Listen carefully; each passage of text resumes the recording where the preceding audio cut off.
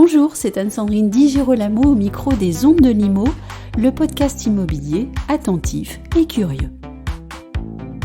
Comment construire des bureaux bas carbone et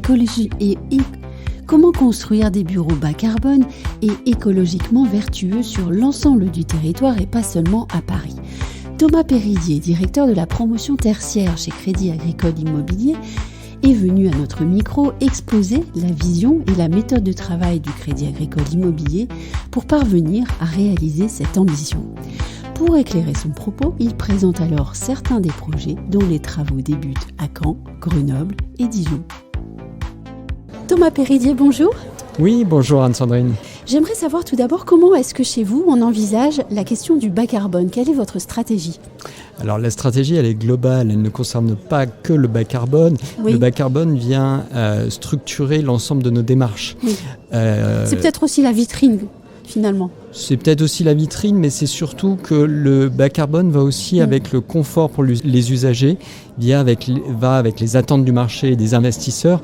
Et donc, on ne peut pas être uniquement dans un regard exclusif sur le bas carbone. Oui. Non, le bas carbone, il impacte la façon dont on va utiliser les bureaux derrière, il impacte la façon dont on va les vendre, il impacte la façon, les endroits où on va développer ces projets. Donc, c'est vraiment une démarche globale que l'on doit avoir. Et donc, votre stratégie ? Alors, notre stratégie, elle est déjà structurée dans le choix des sites que l'on retient. C'est-à-dire qu'aujourd'hui, la question de la centralité des hubs de transport en commun ou des accès routiers, elle est clé pour décarboner toute la partie mobilité. Oui. Ça, c'est un point essentiel et on est particulièrement exigeant sur le choix des sites. Oui. La stratégie, elle va après sur une conception qui met en exergue des choix programmatiques bas carbone.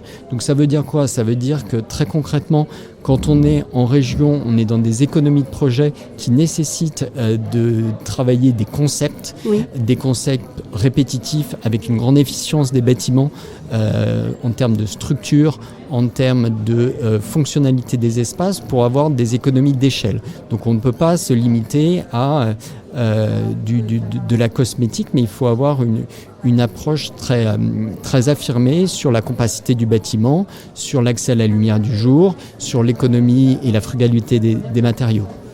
Quelles sont les attentes des utilisateurs et des investisseurs ? Alors les attentes, elles sont extrêmement fortes de la part des utilisateurs. Il ne vous aura pas échappé que les générations qui arrivent les nouvelles générations qui arrivent sur le marché du travail, elles sont très en attente de bâtiments éco-responsables, des bâtiments dans lesquels elles se sentent bien pour travailler. Et donc, il est évident que le choix des matériaux, un choix éco-sourcé, biosourcé, géosourcé est extrêmement important pour eux. Ils n'ont pas ce problème, comme les précédentes générations pouvaient l'avoir, de vouloir systématiquement du neuf. Eux sont plutôt au contraire très attentifs au réemploi. Donc on essaye de systématiser le réemploi sur des matériaux tels que la moquette, le cloisonnement, mais pas que. Donc là, on a un gros travail à faire là-dessus, mais ça va également aussi sur des matériaux plus inattendus comme la peinture. On imagine mal réutiliser de la peinture de réemploi, mais maintenant, si ça se fait, ça commence à se généraliser. Est-ce qu'ils prêtent une attention particulière aux labels, par exemple ? Une approche très pragmatique, je dirais, des usagers et des investisseurs. Les labels, c'est quelque chose, c'est surtout attendu par les investisseurs en Ile-de-France. En région, il y a une approche beaucoup plus pragmatique des choses, avec des usagers et des preneurs qui veulent des aspects très concrets. Oui. Est-ce que je vais mieux vivre dans mon bâtiment ? Est-ce qu'il va me coûter moins cher à exploiter ? Est-ce qu'il va être plus vertueux d'un point de vue carbone ? Si c'est le cas, je suis ravi de prendre le label et je suis ravi de l'afficher. Mais le label n'est pas une fin en soi. La fin en soi, pour la plupart des utilisateurs, c'est véritablement la décarbonation et c'est mieux vivre dans ces bâtiments et des bâtiments plus flexibles. La qualité de vie. La qualité de vie au travail qui est essentielle, le bien-être. Et ça passe par tout, ça passe par la construction, mais également la façon dont on va utiliser ces mètres carrés de bureau. Au Crédit Agricole Immobilier, vous avez lancé un programme très très ambitieux de rénovation. Est-ce que vous pourriez nous en parler? Puisque je crois que vous visez réellement, alors on parlait des labels, mais vous visez des labels et des certifications extrêmement exigeants. Et aussi l'ampleur de vos travaux et rénovations est assez impressionnante. Oui, complètement. Alors je vais prendre un exemple. Il est évident qu'il est plus simple de faire du bas carbone quand on est à Paris, avec des valeurs locatives plutôt hautes, que quand on se retrouve dans les territoires, dans des villes moyennes. Et donc l'ambition du Crédit Agricole, c'était de faire en sorte de développer des bâtiments de bureaux bas carbone, extrêmement vertueux, dans tous les territoires. Et donc d'aller construire des bâtiments dans des marchés où, parlons économie, on est sur des loyers entre 150 et 180 euros.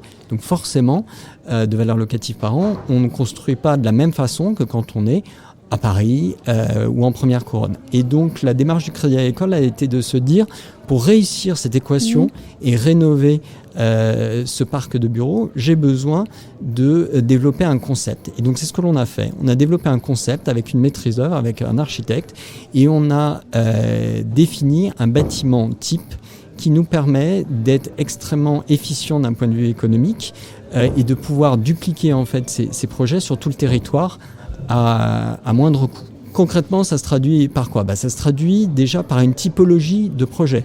Clairement, ces bâtiments bas carbone, ils font de l'ordre de 2000 m². Ils sont situés sur des terrains qui se trouvent en périphérie de villes moyennes. C'est des terrains qui font plutôt de l'ordre de 3000 m², avec un stationnement extérieur. Avec des bornes de recharge électrique. Pourquoi? Parce qu'en fait, on est sur des bâtiments qui n'ont pas de sous-sol pour limiter l'empreinte carbone. On est sur des bâtiments qui systématisent une structure bois et qui ont une compacité, une géométrie qui facilite l'accès à la lumière du jour, qui facilite également l'aménagement des espaces. C'est un exemple, mais un autre exemple, c'est aussi pour arriver à des niveaux de bas carbone extrêmement ambitieux, il faut aussi travailler les percements dans la façade. Donc toutes les surfaces vitrées des perditives ont été limitées. On est environ sur 35% de la façade qui est vitrée. Voilà.